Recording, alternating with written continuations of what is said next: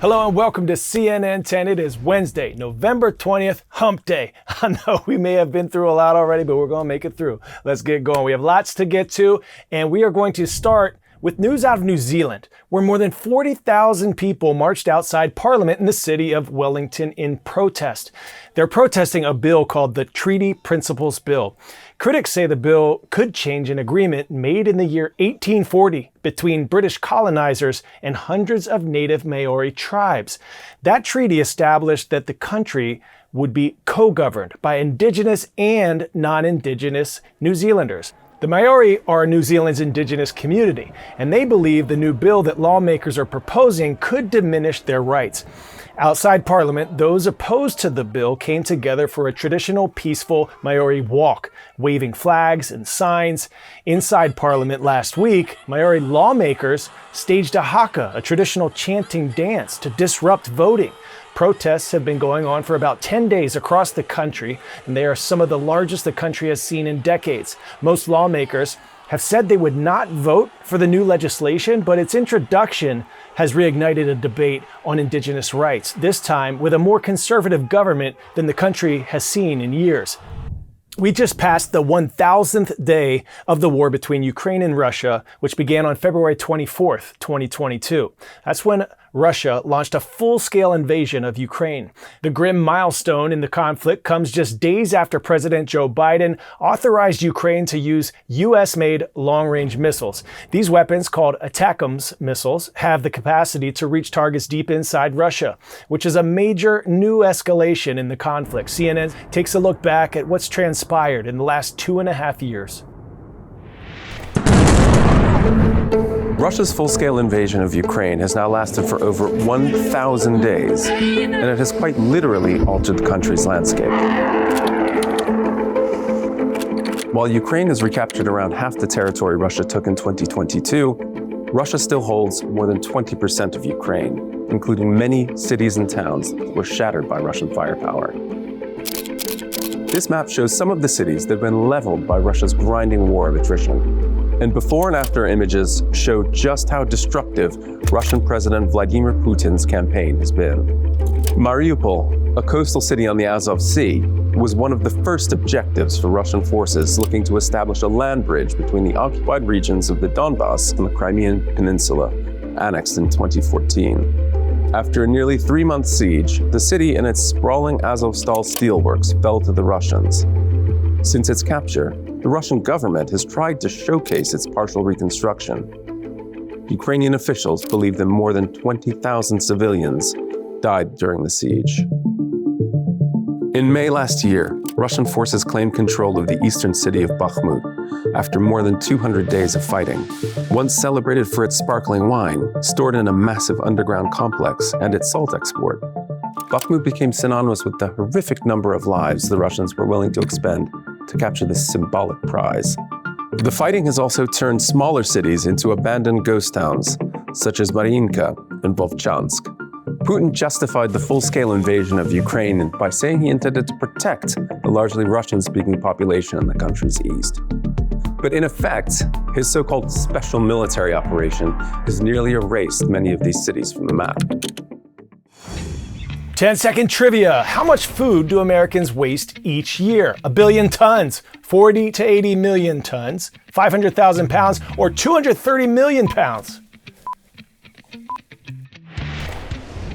Answer is 40 to 80 million tons of waste each year. That's an estimated 30 to 40% of the entire U.S. food supply. Many of us may feel somewhat contrite to know that works out to about 219 pounds of food waste per person. I got a quick bonus pop quiz for you. What percentage of clothes are recycled into new clothes? 1%, 10%, 20%, or 30%? Answer is only about 1% of used clothes are recycled into new ones. Well, two brothers who grew up on the Isle of Wight off the southern coast of England are trying to change that through their t-shirt printing business called T-Mill. The company only makes a clothing item once it's ordered, and once that item is worn out, it can be sent back to be reused for something new, creating less waste and saving money. Check out how these creative entrepreneurs are making it work. Us growing up on our island, everything is finite, including resources. and you're very conscientious of what that means both for you and also, you know, the natural environment that you're surrounded by. I think that's a very helpful frame of mind to approach sustainable business. If you just expand that out, just think about the fact that the entire planet is basically just an island. The clothing industry is a massive industry. Like, everybody on Earth has lots of these products. But everything's produced speculatively and everything's produced en masse. But something like half of all of the clothes that are made are actually fully utilised. That's like a fancy way of saying that they're made but never worn. Being from the Isle of Wight, we have naivety as a superpower, because you sort of say, well, why would you do that? Why don't you just make what people need when you need it? And we're like, yeah, we're gonna redesign the clothing industry. And you can actually do that just with technology, like making new types of machines and new software that runs those machines so that you make things on demand. You can come through, dude. You're doing work, I'm just talking. In the sky, in the cloud, are all the orders that have just been placed in the last couple of seconds. There's factories like this all around the world. And so the first step is that orders are sent across borders as data. Massively cuts out travel carbon. And Max just scanned the barcode and the computer said, you should go get this large T from 7WB11 and chuck it on C1. So let's go do that. And we put it on the track, that's it. But from order to shipping, you're looking at a couple minutes. Really simple, but it's meant to be simple because that means it can scale. The crazy thing about the traditional model is they would have produced tens of thousands of those products speculatively in the hope that someone would have ordered it. Here, it's already been sold. We did it in our mum and dad's shed to start with. We had 200 quid. That forced us to be very efficient and not waste anything. We couldn't afford to. That unlocks some really big opportunities because you just save money. You save loads of waste, you save loads of money. We invest that money here over in organic cotton. And then the second thing that we do is we use that money to fund our circular program.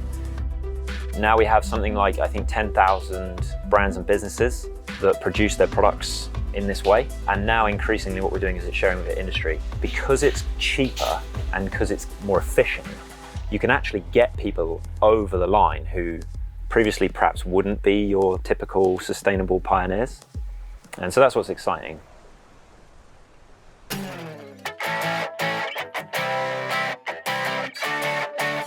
We're going to Tacoma, Washington for today's story, getting a 10 out of 10. Pure pandemonium, a pesky puny pig putting police into a painstaking pickle, parading them past people's properties in a precarious fast-paced chase that was properly problematic. CNN's Maya Blackstone tells us more.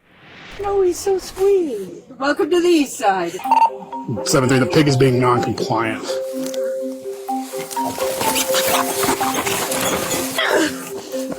Police in Washington state responded to reports of a pig running loose through a residential neighborhood. Tacoma police nicknamed the quote-unquote suspect Notorious P.I.G. No, come here. No.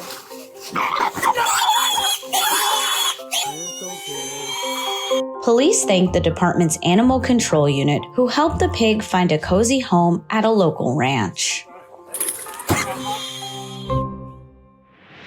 That pig had the zuzus. Before I run up out of here today, I have two shout outs. First, they are mean, they are green, they're the Gobblers in Mrs. Stryber's class at Cuero Junior High in Cuero, Texas. You are today's Your Word Wednesday winner for contrite, feeling or showing sorrow and remorse for improper or objectionable behavior. Thanks for boosting our vocabulary today. And our special shout out goes to Mrs. Sturgis's U.S. History class at Boardman High School in Boardman, Ohio. Go Spartans. Thanks to all of you for spending part of your day with me. Rise up. I'll see you right back here tomorrow on CNN 10.